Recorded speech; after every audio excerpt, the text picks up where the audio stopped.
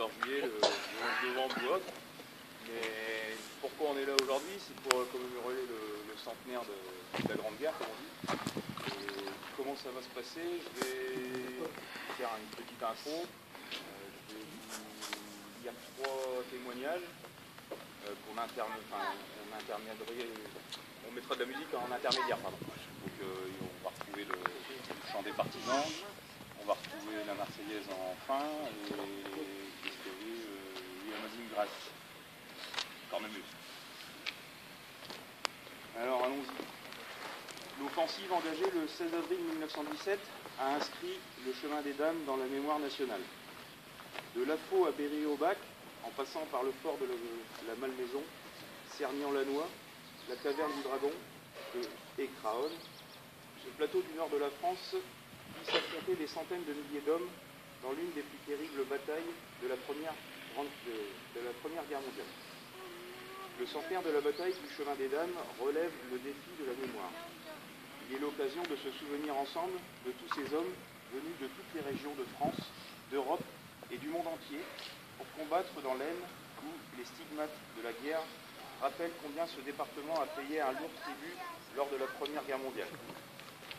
Pour la première fois, l'État et les collectivités territoriales s'associent pour bâtir et faire vivre une saison commémorative exceptionnelle dédiée au chemin des Dames qui doit permettre de rendre un hommage universel à ceux qui ont souffert et péri sur ce champ de bataille. La première lecture, c'est un témoignage du soldat Paul Clairefeuille. C'est l'enfer. Le papier ne peut contenir, et je ne puis m'exprimer les horreurs, les souffrances que nous avons endurées dans ce coin de terre de France. Il faut être passé pour comprendre. Ce matin, 16 avril 1917, date qui restera historique dans l'histoire, nous sommes prêts depuis la veille, après une nuit sans sommeil, due aux préparatifs dans l'inquiétude, les ordres, les contre-ordres, puis enfin, dernier ordre, attaque à 5 heures. À 2h30, nous devons atteindre à l'est des tranchées, en haut de Craonel. Nous y arrivons après 1000 détours dans les boyaux, vers 4 heures. Déjà, l'ennemi attend, il est prêt, il guette, il bombarde, presque aussi fort que nous. Nous, notre bataillon, ainsi que tout le 273e, faisons partie de la deuxième vague d'assaut. Le pays est très côtoyeux. Il faut grimper les coteaux et descendre les vallées abruptes et profondes. Nous avons des vivres pour 6 jours. Nous devons emporter que le nécessaire. Linge, couverture. Nous en avons fait des petits colis qui sont restés à l'arrière, gardés par les soldats désignés et qui ont leurs pères, frères tués aux armées.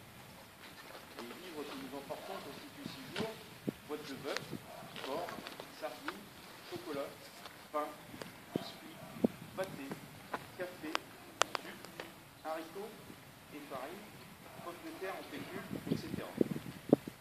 Également de l'alcool à brûler, solidifié qui ressemble à de la crème pour faire chauffer nos aliments. Également du pinard, le café, de la goutte mêlée à l'éther.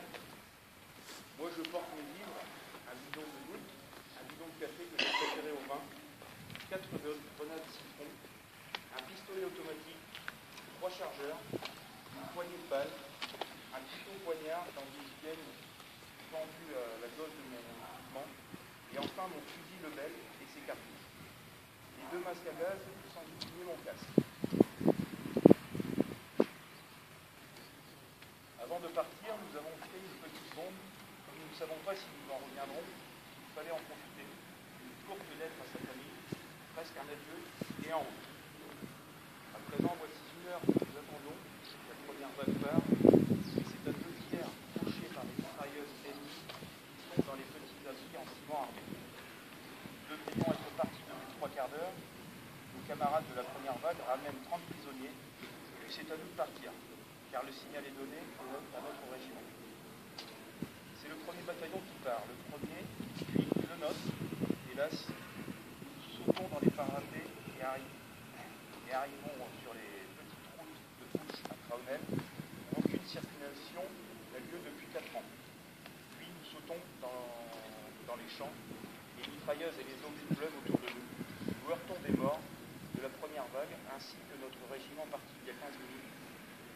gauche, une mitrailleuse en batterie dans le poteau. Les deux mitrailleurs sont tués. Ça et là, épars, les morts et les mourants, de façon près du capitaine Renard, tué il y a 10 minutes. En haut, il y a une crête. Il faut coûte que coûte y arriver. C'est notre point d'arrêt dans le plan. Parvenir n'est pas chose facile. Les températures s'en mêlent. Le ciel s'assombrit et la neige tombe à gros flocons comme en décembre. Enfin, après 1000 péripéties, nous arrivons à cette fameuse crête. Nous avons laissé de nombreux morts et blessés en route. Moi qui ai entendu parler du plan, je sais qu'à cette heure, nous devrions déjà avoir passé Craonne et être dans la vallée de l'Élette. Je dis aux camarades, ça ne va pas, c'était vrai. Vous me passez la chanson de Craonne.